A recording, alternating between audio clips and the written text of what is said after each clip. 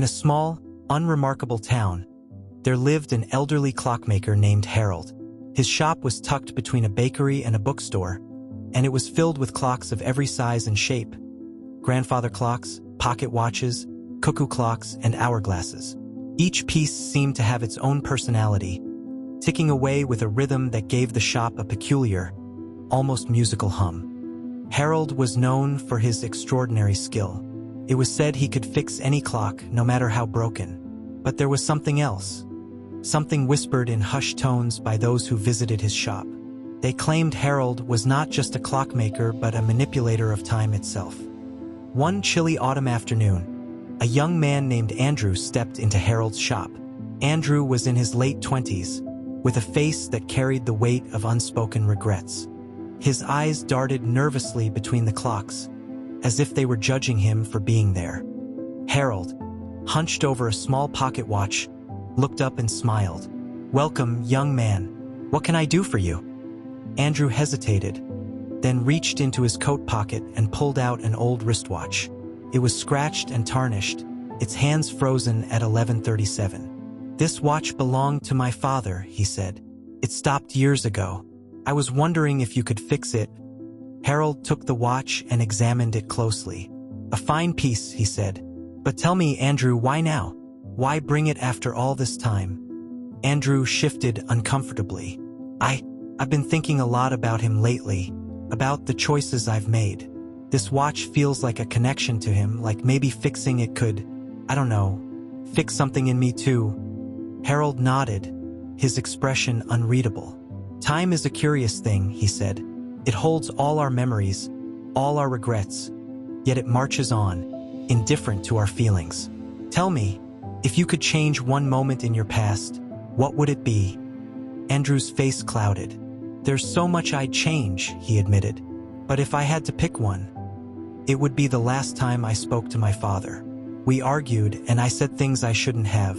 He died the next day, and I never got to apologize." Harold studied Andrew for a long moment. Then he said, "Wait here." He disappeared into a back room and returned with a small, intricate clock unlike any Andrew had ever seen. Its face was divided into segments, each marked not with numbers, but with words: past, present, future.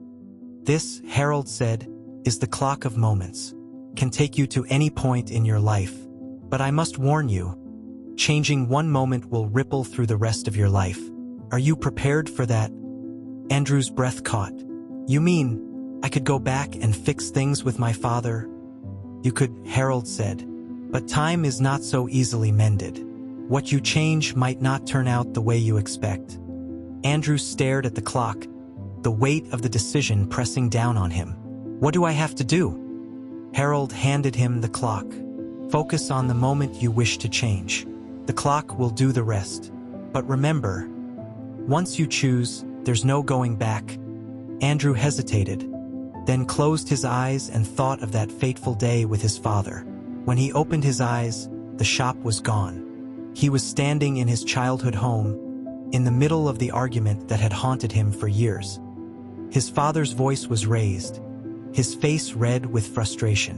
Andrew felt a surge of emotion: anger, guilt, love. This was his chance to make things right.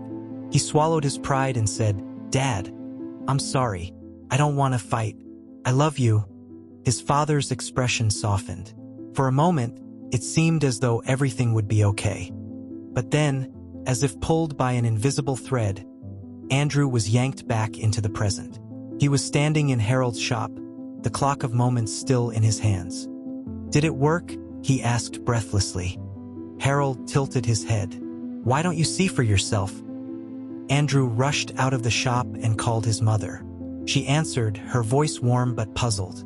"Andrew, it's been years. Why are you calling?" His heart sank. Years? He realized with a shock that in this version of his life, he had never left his hometown. The argument with his father had been resolved, but the ripple effect had kept him tied to a life of safety and comfort, never taking risks, never moving forward.